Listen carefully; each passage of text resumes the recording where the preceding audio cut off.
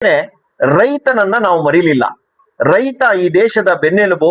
ಹಾಗಾಗಿ ರೈತನ ಒಂದು ಅಭಿವೃದ್ಧಿ ನಿರಂತರವಾಗಿರಬೇಕು ಅಂತ ಹೇಳಿ PM ಕಿಸಾನ್ ಯೋಜನೆಯಲ್ಲಿ ವರ್ಷಕ್ಕೆ 6,000 ರೂಪಾಯಿನಂತೆ ನಾವು ಇಲ್ಲಿ ತನಕ 4 ಲಕ್ಷ ಕೋಟಿಗಿಂತ ಹೆಚ್ಚು ಹಣನ ಅವ್ರ ಅಕೌಂಟ್ಗೆ ಹಾಕಿದೀವಿ.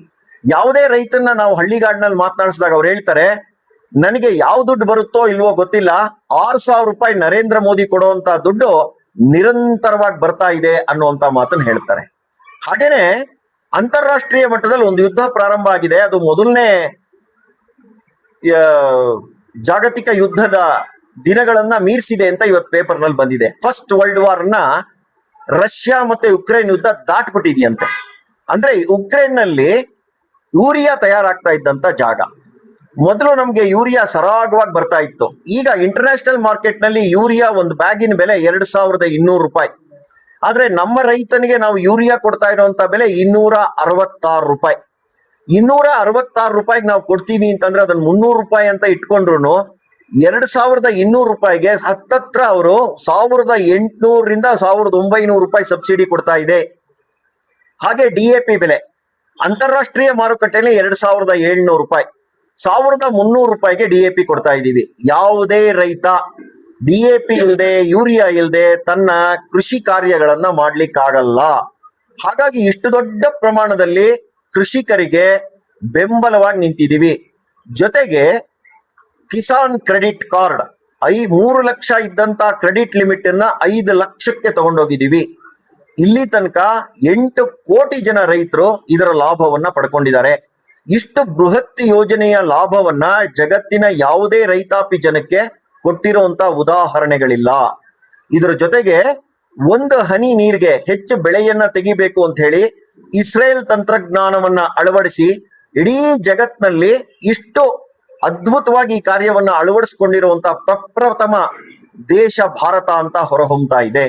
ಹಾಗೇನೆ ಅವರು ಬೆಳೆದಂತ ಬೆಲೆಗೂ ಕೂಡ ಅದ್ಭುತವಾದಂತ ಬೆಲೆ ಸಿಗ್ಬೇಕು ಅಂತ ಹೇಳಿ ಗೋಧಿಗೆ ಎಷ್ಟು ಸಿಗ್ಬೇಕು, ರಾಗಿಗೆ ಎಷ್ಟು ಸಿಗ್ಬೇಕು, ಅಕ್ಕಿಗೆ ಎಷ್ಟು ಸಿಗ್ಬೇಕು ಅನ್ನುವಂಥದ್ದನ್ನ ಮಿನಿಮಮ್ ಸಪೋರ್ಟ್ ಪ್ರೈಸ್ ಅನ್ನ ಏರಿಕೆ ಮಾಡ್ತಾ, ಹಾಗೆಯೇ ಇನಾಮ್ ಮಾರ್ಕೆಟ್ಗಳನ್ನ ಅಂದ್ರೆ ಎಲೆಕ್ಟ್ರಾನಿಕಲಿ ಅಗ್ರಿಕಲ್ಚರ್ ಮಾರ್ಕೆಟ್ಗಳನ್ನ ದೇಶದಲ್ಲಿ ಸ್ಥಾಪಿಸಿ ರೈತನ ಜಮೀನಿಂದಲೇನೆ ಆ ಒಂದು ಅಗ್ರಿಕಲ್ಚರ್ ಪ್ರಾಡಕ್ಟ್ಗಳು ಹೋಗಬೇಕು ಎಲ್ಲಾ ಕಡೆ. ಏನು ಮೋದಿಜಿ ಅವರ ಕೊಡುಗೆ ಏನಿದೆ, ಇವತ್ತು ನಾವು ಕೂಡ ನಮ್ಮ ಜಿಲ್ಲೆಗಳಲ್ಲಿ ನಾವು ಯೋಚನೆ ಮಾಡಬೇಕಾಗಿದೆ. ನಮ್ಮ ಜಿಲ್ಲೆಗಳಲ್ಲಿ ಇರ್ತಕ್ಕಂಥ ಸಮಸ್ಯೆಗಳನ್ನ ನಾವು ಯಾರು ಎತ್ತಿಡಿತಾ ಇಲ್ಲ. ನಮ್ಗೆ ಬೇಕಾಗಿರ್ತಕ್ಕಂಥ ಜಿಲ್ಲೆಯಲ್ಲಿ ಫಲವತ್ತಾದ ಭೂಮಿ ಇದೆ. ಆ ಭೂಮಿಗೆ ಬೇಕಾಗಿರ್ತಕ್ಕಂಥ ನೀರು, ಆ ನೀರನ್ನ ನಾವು ತಗೊಂಬರೋದಕ್ಕೆ ನಾವು ಯಶಸ್ವಿ ಆಗಿಲ್ಲ. ಯಾಕಂತ ಹೇಳಿದ್ರೆ ನಮ್ಮಲ್ಲಿರ್ತಕ್ಕಂಥದ್ದು ಒಗ್ಗಟ್ಟಿಲ್ಲ. ನಾವು ರಾಜಕಾರಣ ಮಾಡುವಾಗ ಒಬ್ಬರ ಮೇಲೆ ಒಬ್ಬರು ರಾಜಕಾರಣ ಮಾಡಿಕೊಂಡು ಒಬ್ಬರನ್ನೊಬ್ಬನ ತುಳಿಯೋ ಕೆಲಸ ಮಾಡಿಕೊಂಡು ಇವತ್ತು ನಮ್ಮ ಜಿಲ್ಲೆಯಲ್ಲಿ ಇರ್ತಕ್ಕಂಥ ರೈತರ ಮಕ್ಕಳು ಇವತ್ತು ಬೀದಿ ಪಾಲಾಗಿದ್ದಾರೆ. ರೈತರ ಮಕ್ಕಳಿಗೆ ಇವತ್ತು ಇಲ್ಲಿ ಉಳಿಗಾಲಿಲ್ಲ. ಎಲ್ಲ ಹಳ್ಳಿ ಬಿಟ್ಟು ಎಲ್ಲ ಒಂದು ಪಟ್ಟಣ ಸೇರ್ಕೊಂತ ಇದ್ದಾರೆ. ಹಳ್ಳಿಲಿ ಇರ್ತಕ್ಕಂಥ ತಂದೆ ತಾಯಿರು ಅನಾಥರಾಗ್ತಾ ಇದ್ದಾರೆ. ಇಲ್ಲಿ ಬೆಳೀತಕ್ಕಂಥದ್ದು ಬೆಳೆ ಕೂಡ ಇವತ್ತು ವಿಷಗಾರಿ ಆಗ್ತಕ್ಕಂಥ ಕಾರ್ಯಕ್ರಮಗಳಾಗ್ತಾ ಇದೆ. ಯಾಕಂತ ಹೇಳಿದ್ರೆ ಬೆಂಗಳೂರಲ್ಲಿ ಇರ್ತಕ್ಕಂಥ ಒಂದು ಕೊಚ್ಚೆ ನೀರು, ಕೆಮಿಕಲ್ ನೀರನ್ನ ಇವತ್ತು ಎತ್ಕೊಂಡ್ಬಂದು ತುಂಬಲಾಗಿದೆ.